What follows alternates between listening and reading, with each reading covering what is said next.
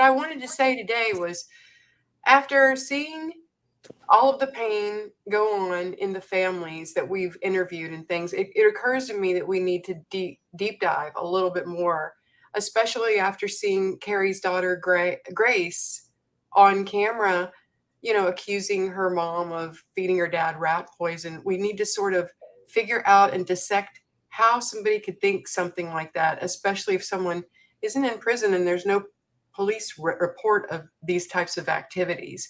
Is this the type of behavior that is grown when a narcissist controls someone's mind for a period of time? And what age, Bo, did you start questioning some of this? And when should Grace? I mean, do you think it's about age? No, I think it's about, so with Gracie specifically, like with me, I got older and, like I was the one who was told everything purely from my dad and Catherine. Whereas Gracie was told things from my dad and Catherine, but then also me, because I was led to believe it was true. And so I started to convince Gracie that it was true. Oh, wow. That must feel awfully heavy to you. I'm sorry. It really does suck, because there's a lot of things that I told Gracie, and I even told the courts, because I had been, told by my dad and Catherine that, these were the things that I was supposed to say. And if they ask you these questions, what do you say in response to that?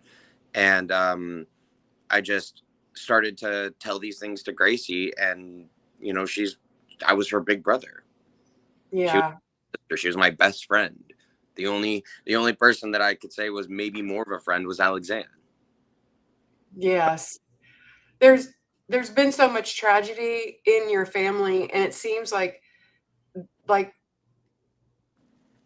to me, from an outsider looking in, it seems to me like there's a lot of jealousy coming from the main narcissist here, almost to the point where he wanted to take charge of his children's talents and use them or abuse them or disallow them to be seen. He tried to be into an actor so many times.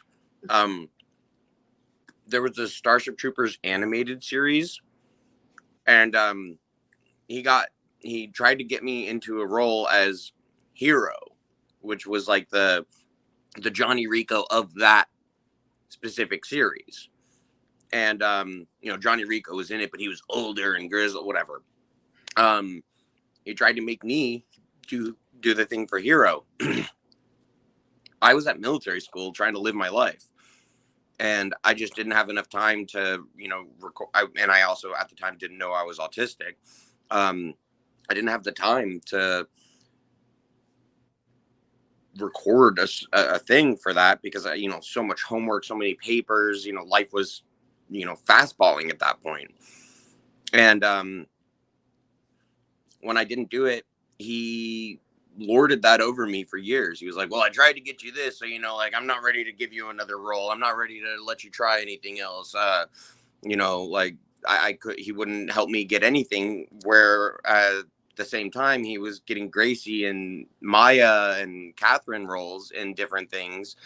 And he was getting his agent to give his daughters roles, and then every time I asked, he was like, you're not ready, you're not ready, you're not ready.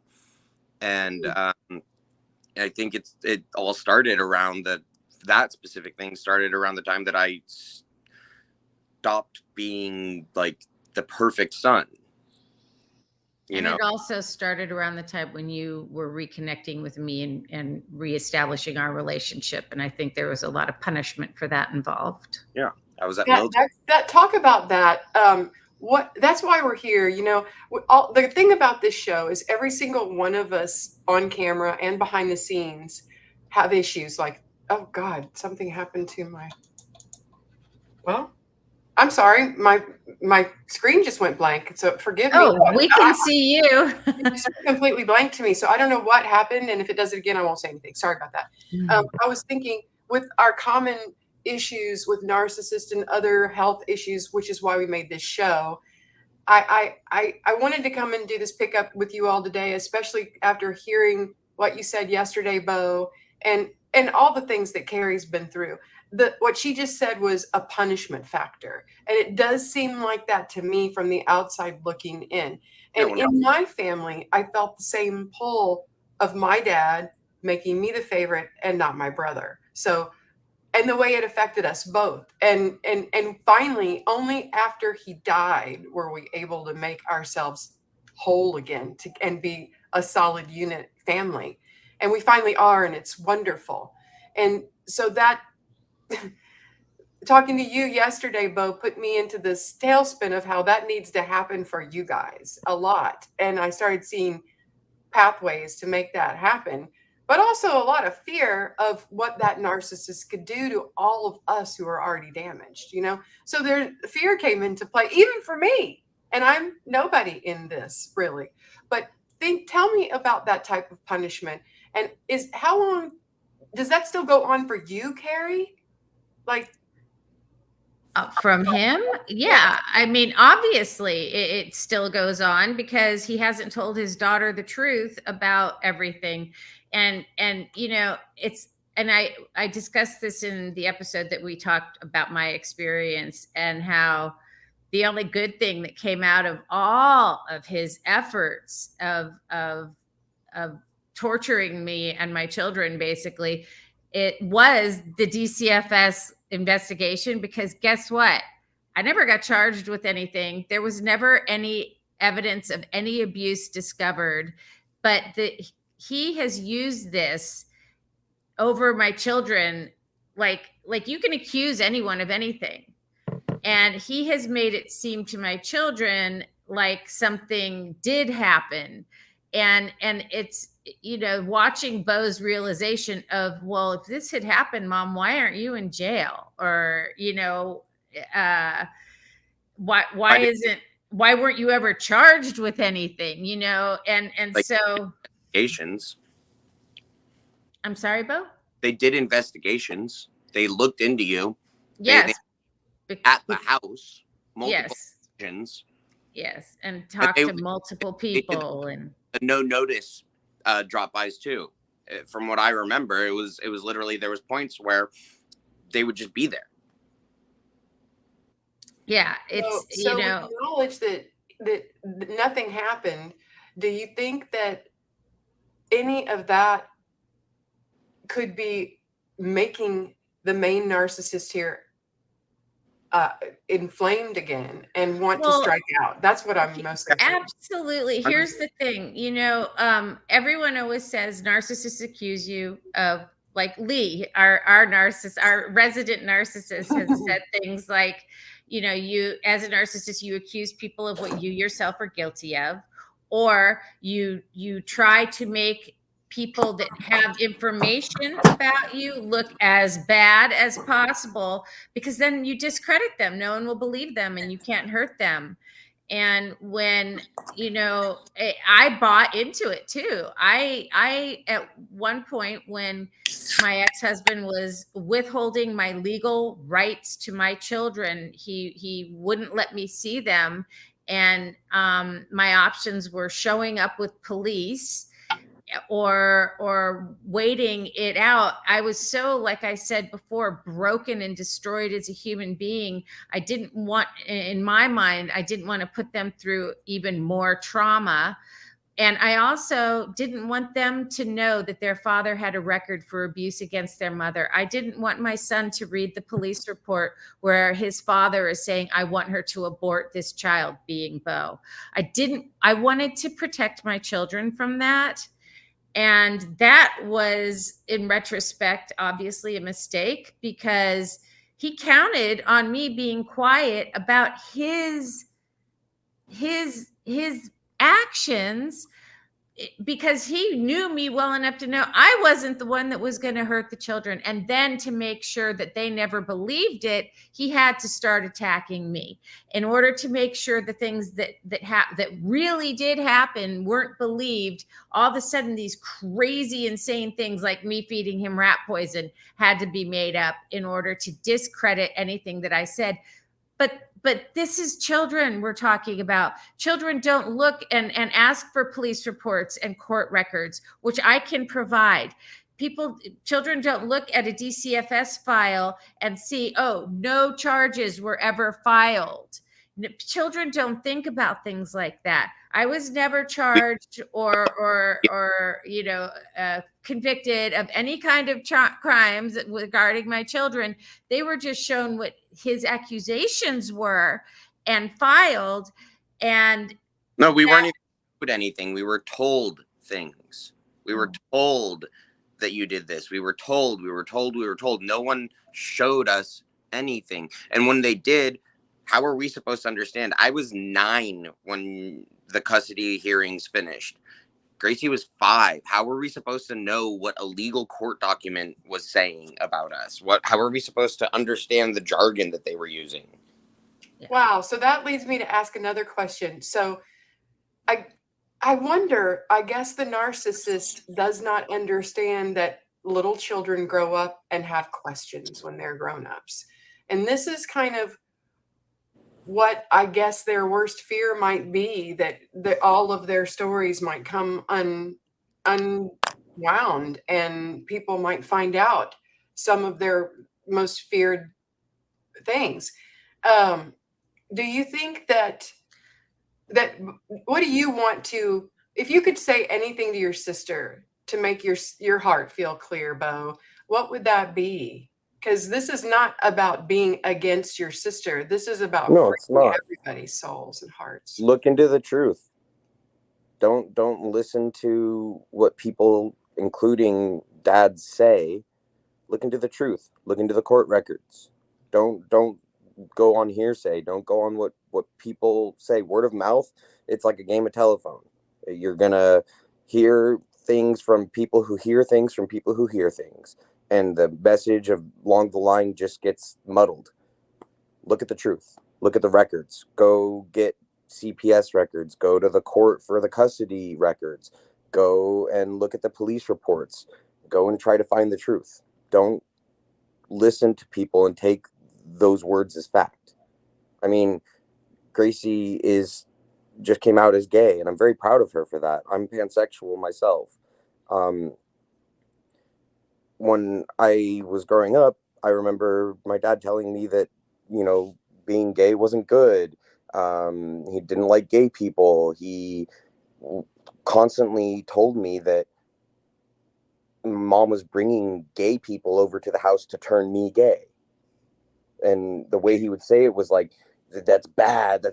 And, he didn't say the words, that's bad. He just, the energy that you feel when somebody says like, and she was bringing gay people over to the house so that she could turn you gay. That's weaponizing homosexuality to a kid in a way that you couldn't even understand. That's the way it sounds to me, just from the outside. And not only that, it wasn't even true. It wasn't even true. Even if I had, a bunch of gay people over to the house that were my friends, so what? But the fact is, I hardly ever had anyone over to the house. The only time I had people over when the children were home was a couple of friends, one guy who's definitely not gay. He's married, family, everything now, but who actually stood in for Bo's father to take him to Cub Scouts and camping trips with us because Bo's father wasn't available for those things. Well, I don't think that by saying anything negative about you having people over, you can't turn someone gay, first off. No. Anybody who has anyone gay in their family knows that. But that just shows an intense amount of fear on his part. He didn't want his only son to be gay. Clearly. Well, I think that as the children are growing over, the behavior is escalating because, a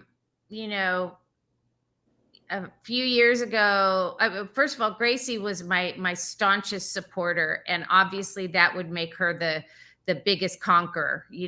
She was the one that insisted on her time with me, and had a very hard time being separated from me.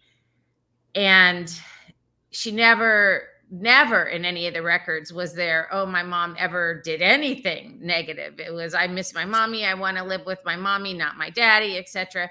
as she got older, she started accusing me of being, first it was neglectful, then it was abusive to her brothers, then it was abusive to her. Now we've escalated to attempted murder. It's like, where is this shit coming from? But Yeah. it is escalating. It's escalating as the kids get older, which is even more shocking to me. Well, apparently, like it just in regards to specifically the abuse of the brothers, I think what she's referring to is my dad told me many times that like I had told him, like he was like, remember you told me that she put batteries in your ass? Remember she told me remember you told me that she put batteries in your ass? And then apparently Wyatt at like age 3 or 4 or something started saying the same thing. Wow. No, that's not true.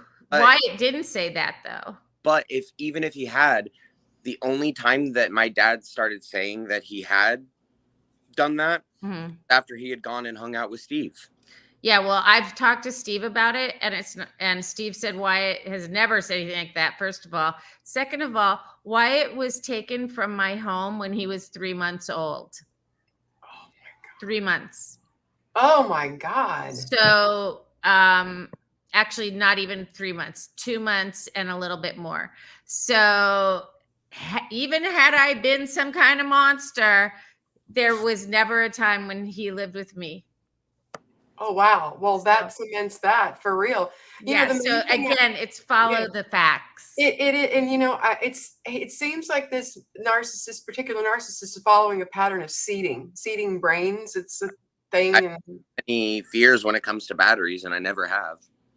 Oh, wow. I'm just being real. Hold on. There's a battery in here. What do we do? No, like I have fears. The thing is, it's a sick thing to suggest to a child. So look at this whole thing, though. Childhood, I do. Like there are things that happen to me that even to this day, like I get like an almost visceral reaction to certain situations or items or whatever. Like even like as simple as like the first time I ever tried cooked spinach, I had a visceral reaction. To this day, still have a visceral reaction to spinach. What happened with spinach? Tell us, because now we need to know. But like I do have reactions to, and I'm sure that if I had had batteries put in my ass, I would have a visceral reaction to batteries. Yes. Well, yes, that makes perfect sense. The thing is that is so disturbing to me is that my ex-husband would say that to a child. To who even thinks something like that up is my problem. And that's why we're here today, because it's so disturbing. Quite literally, Bo and I had a long discussion yesterday about a lot of things, and it cemented a lot of this together in my mind, and it felt so personal to me because I can hear some of those things resonating in my own mind when my own narcissist played divide and conquer in my family. And I'm sad that it took so long that we had to wait until that person was dead to come back together. I feel like you all don't have to do that. You all are smarter, I guess, than we were, but that's good. But also the main thing is it seems to me, and this is just outsider, but it seems to me like with Grace saying these things about you all, it appears to a lot of people, not just me, that she's begging for help and wanting to talk more about this. And I feel like she needs her mom badly in ways that she doesn't even understand. So the main thing here today is not to bash Grace or what her dad did or anything like that. I don't make her know she's comfortable and she's welcome to talk about anything if she ever wants to. And I know you two love her very much. And I know you have a lot to say to defend your own lives, really, at this point, and your own mental health. Well, I say that the reason I don't think that we should be bashing my dad, and it's not for any reason that a lot of people are probably going to end up thinking. It's more so he's sick. Yeah, he's sick. Like there's I have a mental illness, it just stands to reason that he does too, because most mental illnesses are genetic, or they're, you know, like they're people who have children, those with mental illnesses, their children are more prone to having a mental illness of some sort. And I really do think that, you know, like he does need help, but at the same time, you know, there's a lot of people that I believe need help that aren't going to get it. They're going to assume that, you know, they don't need it because they don't, they're not, they're not like the crazy person, you know, banging on the walls of the white padded cell, or the guy standing in the street with the sign that says the end is near. They're not, you know, wearing a tinfoil hat. So they don't think that they're crazy. They don't think that they're sick. They think that because they dress normal, they have a good job, they get paid, this, that, the other, that they're fine. But they're not. They're not. And There's we wrong with them, and they do need serious help. you haven't seen, Bo, the episode that we did on cluster B personality disorders, but it is very, very difficult to treat, because it's not an illness where you see, oh, you have a giant lump on your face or something. It's someone that comes across as normal, they're still and disabled. yes, but and it is very difficult to treat. And we did an episode with a self-proclaimed narcissist, Lee, and I said to him, I said, listen, sometimes I have trouble separating my anger from my compassion, because I have both.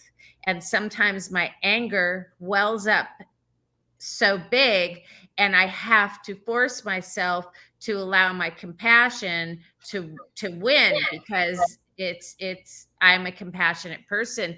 And it is difficult, because it's a very thin line when you've become the victim of someone with a personality disorder like that. It's a very fine line you have to walk, because you have to always hold on to the fact that you're a human being. They are a human being. They are a damaged human being. And you're at the same time allowed your anger. You are allowed to be angry. You are allowed to not accept their behavior. So it's a really tricky dynamic. Well, I think that it kind of just boils down to understanding that you're allowed to feel the anger, and that it's there and it exists, and it's going to be a part of me. Even, you know, like I'm angry with a lot of people from my past, but you know, like just because I'm angry doesn't mean that I have to act upon it. Like I don't have to. I'm a big dude.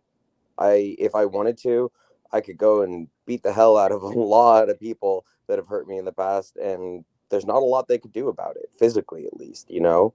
But I mean, in Wing Chun and a lot of different martial arts, the basic teachings, a lot of them say, if you have to fight somebody, you have already lost. And that literally just says, choose the nonviolent way, try to make a peaceful solution to it. And you know, it sucks because I do want to hurt some of these people, but at the same time, they're already hurting.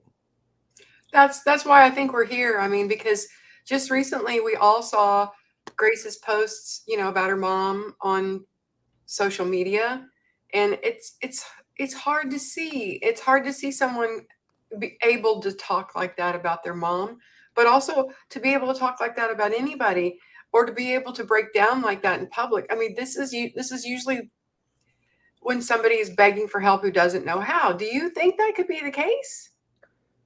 I think she's hurting, and I think she doesn't really understand that, you know, a lot of the things that she's saying are just, like I said earlier, just hearsay, just, you know, telephone from my dad over the years. And I think that she's bought in. She's drinking the Kool-Aid, whatever, you know, term you want to use. She thinks that what he says is gold. You know, like his word is gold, his word is bond, it's the truth, the whole truth, nothing but the truth. So help me God. And on a very primal level, children of narcissists like Robin, like you, like Gracie, have had to buy in or drink the Kool-Aid or whatever, Yep. because in a child's mind, it is a matter of survival. I have to have this person to like and approve of me, because without them, I will die, is how a child's mind sees it. And years after I would cry for my mom when I wasn't speaking to my mom.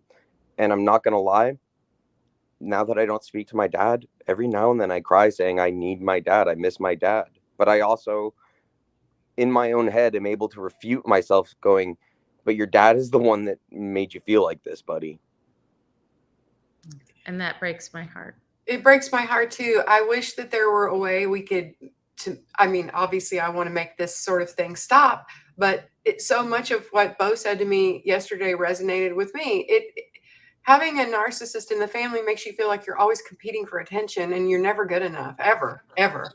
And no matter what you do, no matter whether you're the perfect golden child or not, you're still not good enough. So nobody is to the narcissist, really. I wish that like in a perfect world, it's too late for your family, Robin, but in a perfect world, my ex-husband would say to his children, I lied. And this isn't, but I don't think he could ever possibly do that. I think to him, that's like death, because it means like all of a sudden he's the bad person. He's the boogeyman that I've been on. That's the thing is, if he was able to do that, if he was able to say, I lied, I have made a terrible mistake, you know, like I need to rectify this, I would be able to start the forgiving process and start helping him heal. Like you know how happy it would make me to have my family, every part of my family, be a part of my family. I literally have cried to friends, cried to my mom, cried to my girlfriend, cried to so many people about how I miss my sisters, how I miss my aunts and uncles, how I miss my dad. Like, you know how shitty it is for me to be sitting here and trying to look for father figures at 29, almost 30. I still don't have solid father figures in my life. I have people that I considered father figures when I was in treatment centers, but they were staff. It was their job to you know, make you feel better, make you feel stronger, make you feel like, with the men, more like a man, and with the women, more like a woman, you know, like self-centered, not like self-centered, but, you know, like here, zen in yourself, being, you know, like comfortable in your own skin. I still don't have people that I can look up to and say, you know, like, I consider this man a father figure, someone who, like, I respect on that level. I respect, you know, certain like famous people, some of them. I respect certain people that I've met in my life, but like not enough to sit here and go like, this is a father figure to me. It wasn't that long ago that Bo said to me after a visit, he said, you know, for the first time, I feel like my significant other is kind of like a dad. And we've been together 7 years and it's been very tumultuous. And it broke my heart, because my heart, in spite of all the anger and almost literally physically dying from all of this, I thought, but he has a dad, and why can't this person be there, show up and be there for him? I mean, yes, I love the fact that my significant other can help in even a tiny way and be there, but it broke my heart, because I love my children more than I am angry at him. I love my children more than, I don't even have hate. I have hate for his actions, but I love my children more. And so it's extremely frustrating to me It's hard to hate somebody who's hurting so much.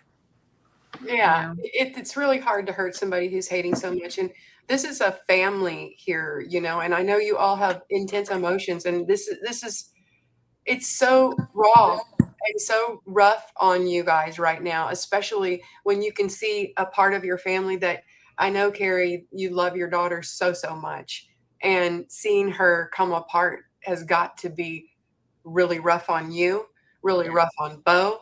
I miss her.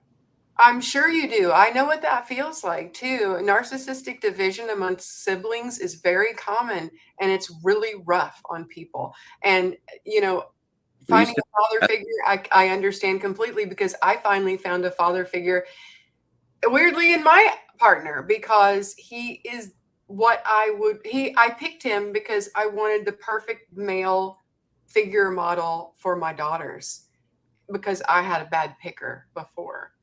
And I picked the right person for them and for me. I didn't know how much for me really until now that they've grown up and gone away, you know, because now he can really center me and ground me and make me see the reality in things.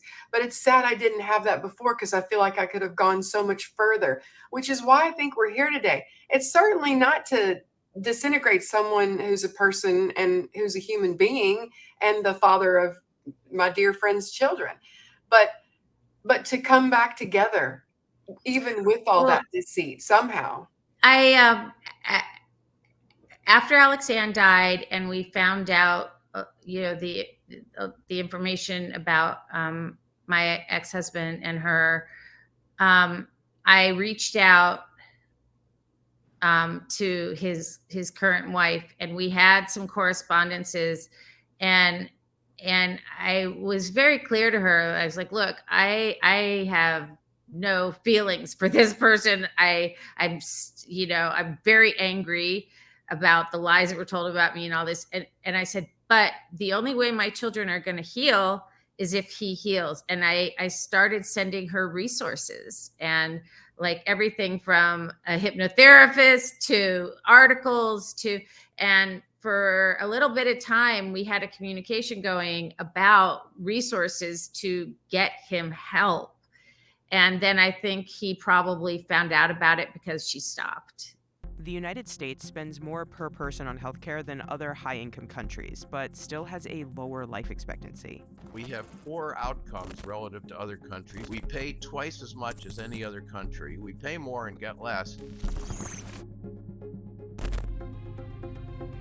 My platform is built on me talking about being in therapy and dealing with narcissistic personality disorder. I don't trust people with my information because I know I use other people's information against them.